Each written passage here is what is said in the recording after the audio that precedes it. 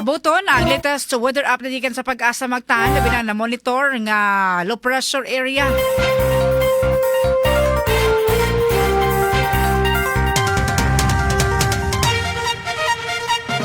Weather specialist na dumdum sa pag-asa magtaan, Ma'am Ana, may hapon o sa may latest. Yes, may hapon. Ma'am, may hapon sa atin nating paminaw magandang weather update. Southwesterly wind flow nagapektar karon sa portion sa Palawan o sa Mindanao, and ang trough o hinungaw sa tropical storm nagapektar sa nabiyabayan sa Mindanao. And update sa bagyo natong ginamonitor as of ganyan karong hapon na 1,235 kilometers silangan sa southeastern Luzon. And so far wala sa misay direct or indirect effect diri sa Kabisayaan. Mamakasan na titag panagsang mapanganoron ngadto sa madag-umong kalangitan, but adunay chance ni mga localized thunderstorms. Pero ito pag-atang sa mga weather updates o mga thunderstorm advisories. Sa itong hangin ug kadagatan, yun nga to sa kasarangan na hangin ang mga pasalabi ay nakadagatan malinaw na to sa kasarangan sa Pampangbalod. And Sugbo, ang kadagatan na ay pagtaob inig alas 10 size sa kagabion. And ang atong ring adlaw mo salop inig alas 6 uno sa kagabion. Maka na taong latest kinis ana dumdum ayong hapon. Dagang salamat. May nga pala nga salamat, Ma'am Ana. Isa pa yan, ma'am. YHP, una sa lahat, weather update. Weather specialist na dumdum sa pag-asa magtan. Gumikan kay, doon na may mga pag-uwan nga ito na sinati. Gumikan sa mga hulga no, sa panahon. Mas may nalagaman ni Guro Tadaan. Magdatag mga panangga. Payo, kalo, kay kuno galing mo. Tumaw sa daang sobrang kainit-init sad kaayo. Nagkinahalan ta nga hydrated kanunay. Malaganan lang tadaan mga kasama, of course. Inom og 8 to 10 glasses of water. Matag adlaw.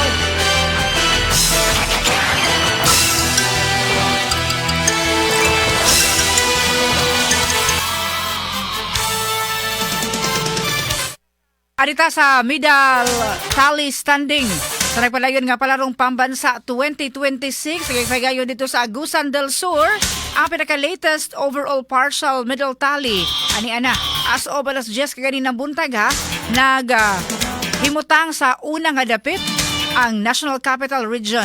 Dito na gold nga medals nga by the size 16 ka mga silver medals o bronze 21.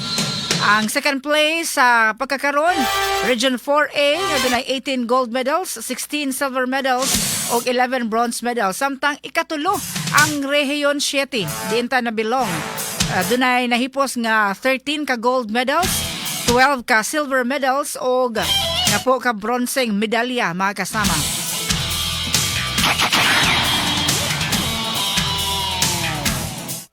Atong oras alas 5:55 sa kahaponon.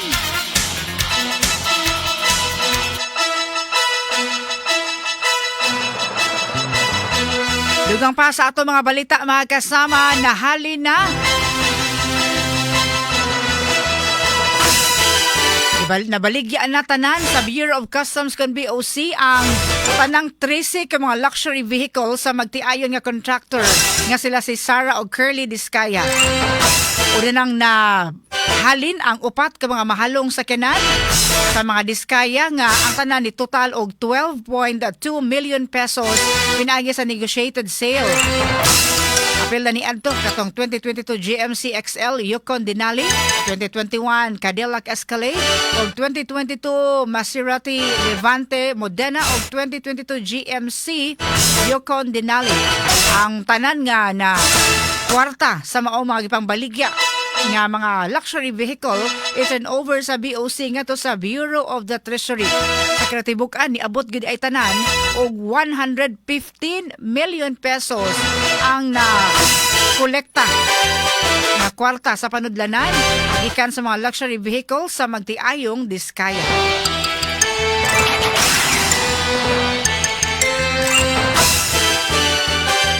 Oras alas 5:56 na sa kahaponon mga kasama.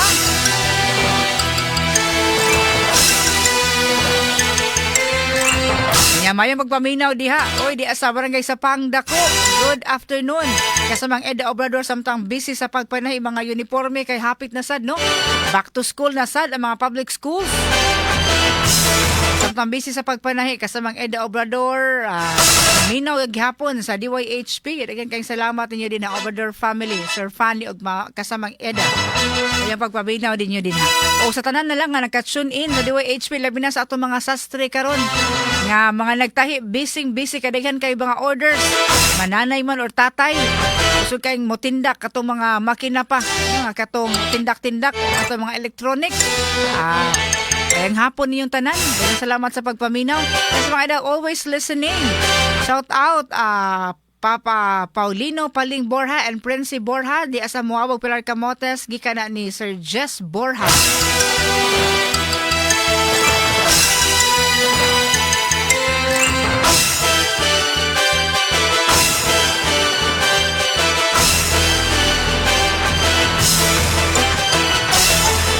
Ato oras alas 5:57 na sa kahaponon.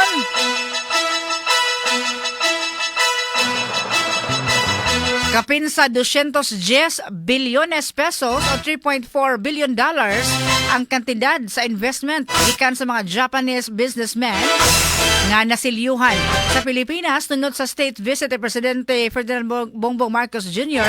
dito sa Japan.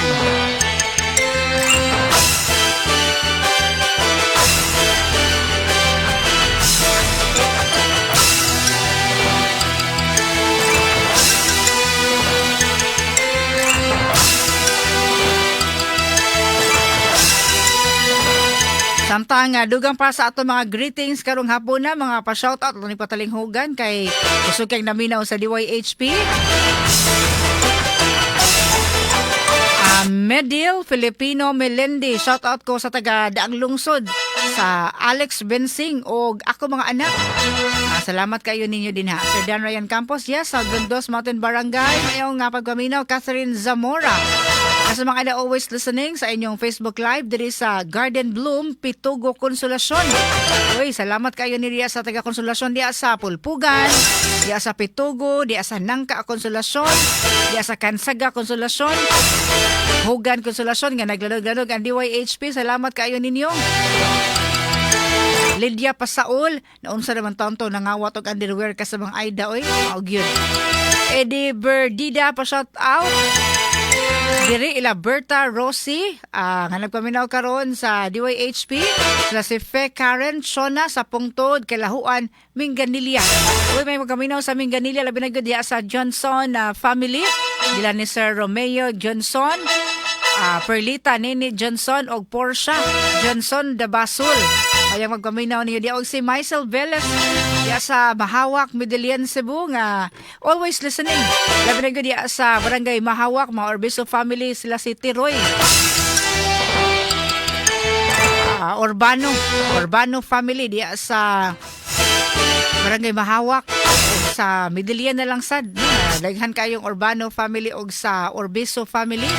Ni Nilo og Tata Espina family di sa Hilan Tagaan, Santa Fe, Bantayan Island.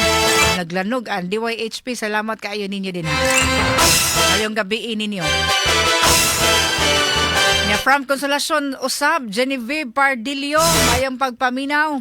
Ato mga taxi drivers karon, ato mga modern jeepney drivers nga naka-tune in sa DYHP. Amping ta kanunay ha, kamudiha ato mga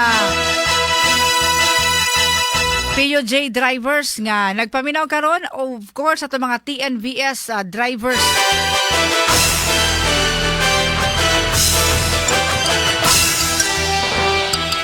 Atong mga namasahero pinaagi sa Grab, InDrive or sa Maxim. Ayun gagawin ninyo labi na katong naka-tune in kanunay para sa updates diri sa atong tulumanon. May good news di ay alang sa atong mga TNVS o delivery riders sa Sugbo kay nakaluwat na og cash assistance gikan sa DSWD Field Office 7. Mukabat sa 1,500 ka mga TNVS o service delivery driver sa Sugbo nakaluwat og tag 5,000 pesos nga cash assistance karon gikan sa Department of Social Welfare and Development DSWD FO7 sa SMC side Cebu karong adlaw. Ipahigayon namang kalihukan kabahin kini sa nationwide payout program sa gobyerno. Amo ang kalihukan kabahin kini sa nationwide programa sa gobyerno tumong sa mga ayuda nga matabangan ang mga driver nga naapektuhan sa pagsaka sa presyo sa gasolina, lana, subay sa direktiba ni Presidente Ferdinand Bongbong Marcos Jr. alang sa suporta sa transport sector isip maagi sa energy emergency.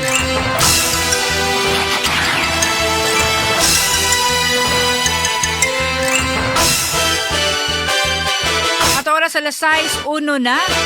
EXL Coffee may magpaminaw ninyo din ha, sir, ma'am. Kansancio Lisondra Dennis may hapon kasamang Aida Sipa asad kaayo. Lisondra family Kansancio Montesino Flores o Goya Perez Quizon Vlog Dong Jenard Dante Montesino. Uy, may magpaminaw ni mo di sir. Jenard Dante Montesino, thank you sa pag-shoutout ka sa mga Aida from Dennis Lisondra. Jack de la Peña pa shoutout. Lugot Langkas de la Get Cebu. Lagi naglanog-lanog kita diya sa Dalaget. Sabi na diya sa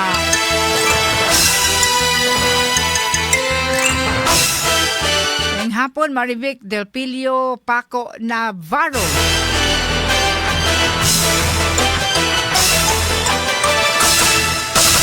Binagdi aday sa Dalaget sa Mantalungon. Sipa kay DYHP katugnaw siguro araw mga panahon labas sa uwan-uwan. Diya sa Mantalungon, Dalaget ay mayong pagkaminaw ninyo din tanan na sa to mga mag-uuma. Nagtumod og mga abot. Ang ato mga listeners sub diya sa Carbon Public Market, Unit 1, Unit 2, Unit 3. Nagasipa kayo ang DYHP karon, nagbisi kayo sa panikay-sikay apan ang radyo nagpatingog gyud og DYHP. Salamat kayo diya sa Carbon Public Market. Ato oras na pupus na atong partner sa Master Control kasamang Nestor Homicilio, DYHP Digital kasama Nemol James Quinones, Gerald Albios, Transmitter Site Chief Tech Robel Boyser, Alan Taladua, Oliver Ates, Jerome Yap, kini si Radio Man Aida de la Cruz Tampo. Salamat sa iyong pagpaminaw mga asoy ni Kuya Guliat. Musunod na. Radyo mo Nationwide. DYHP RMN Cebu, the official #1. Radyo mo